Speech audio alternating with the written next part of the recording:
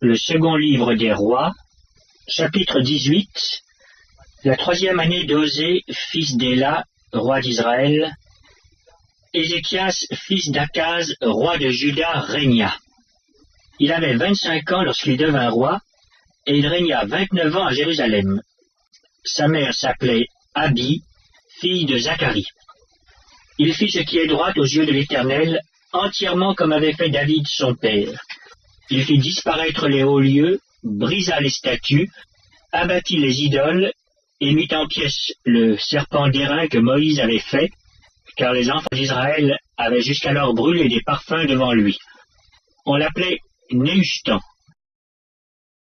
Il mit sa confiance en l'Éternel, le Dieu d'Israël, et parmi tous les rois de Juda qui vinrent après lui ou qui le précédèrent, il n'y en eut point de semblable à lui. Il fut attaché à l'Éternel, il ne se détourna point de lui, et il observa les commandements que l'Éternel avait prescrits à Moïse. Et l'Éternel fut avec Ézéchias, qui réussit dans toutes ses entreprises. Il se révolta contre le roi d'Assyrie, et ne lui fut plus assujetti. Il battit les Philistins jusqu'à Gaza, et ravagea leur territoire depuis les tours des gardes jusqu'aux villes fortes. La 4e année du roi Ézéchias, qui était la 7e année d'Osée, fils d'Éla, roi d'Israël, Salmanasar, roi d'Assyrie, monta contre Samarie et l'assiégea.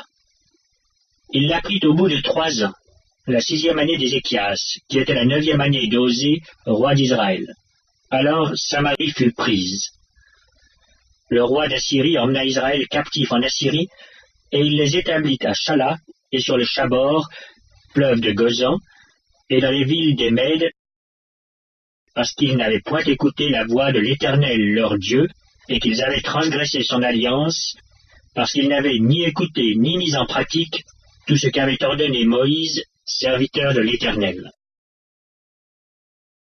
La 14e année du roi Ézéchias, Sanchérib, roi d'Assyrie, monta contre toutes les villes fortes de Juda et s'en empara.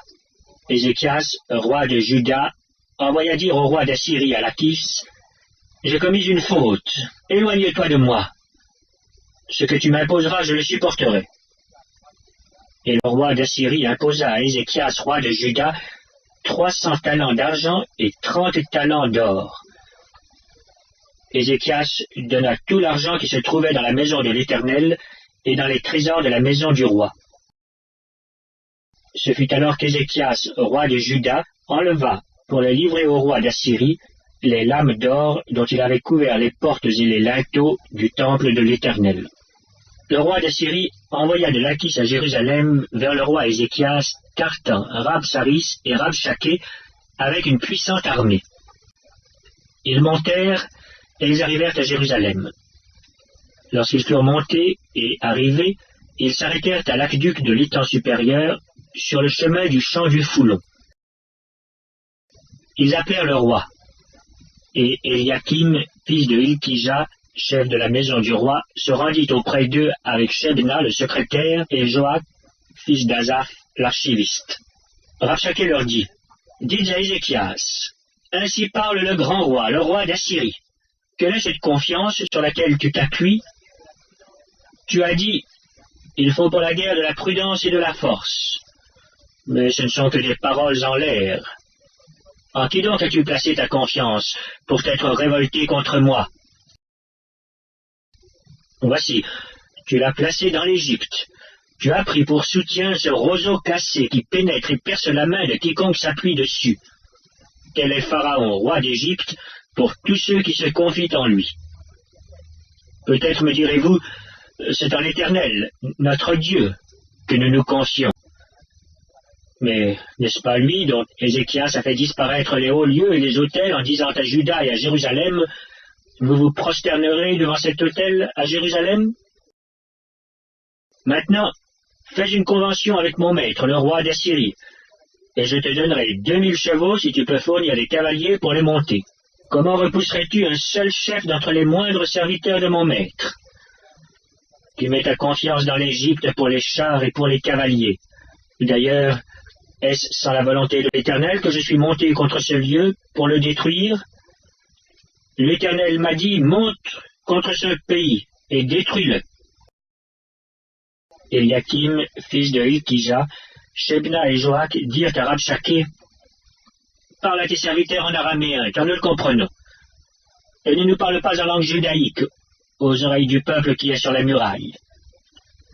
Rabshakeh leur répondit, est-ce à ton maître et à toi que mon maître m'a envoyé dire ces paroles?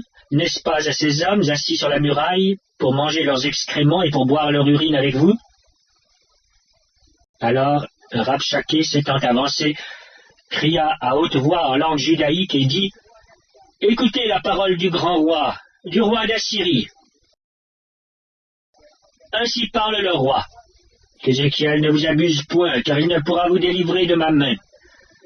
Qu'Ézéchias ne vous amène point à vous confier à l'Éternel en disant, l'Éternel nous délivrera, et cette ville ne sera pas livrée entre les mains du roi d'Assyrie. N'écoutez point Ézéchias, car ainsi parle le roi d'Assyrie. Faites la paix avec moi, rendez-vous à moi, et chacun de vous mangera de sa vigne et de son figuier, et chacun boira de l'eau de sa citerne, jusqu'à ce que je vienne et que je vous emmène dans un pays comme le vôtre, dans un pays de blé et de vin, un pays de pain et de vigne, un pays d'oliviers à huile et de miel, et vous vivrez, et vous ne mourrez point. N'écoutez donc point Ézéchias, car il pourrait vous séduire en disant, l'Éternel nous délivrera. Les dieux des nations ont-ils délivré chacun son pays de la main du roi d'Assyrie? Où sont les dieux de Hamath et d'Arpad? Où sont les dieux de Sepharvaïm, d'Ena et d'Iva? Ont-ils délivré Samarie de ma main? Parmi tous les dieux de ces pays, quels sont ceux qui ont délivré leur pays de ma main, pour que l'Éternel délivre Jérusalem de ma main? Le peuple se tut et ne lui répondit pas un mot. Quand le roi avait donné cet ordre, vous ne lui répondrez pas. Et Eliakim, fils de Hilkija, chef de la maison du roi, Shebna le secrétaire, et Joach, fils d'Azaph l'archiviste, vinrent auprès d'Ézéchias, les vêtements déchirés, et lui rapportèrent les paroles de Rabshakeh.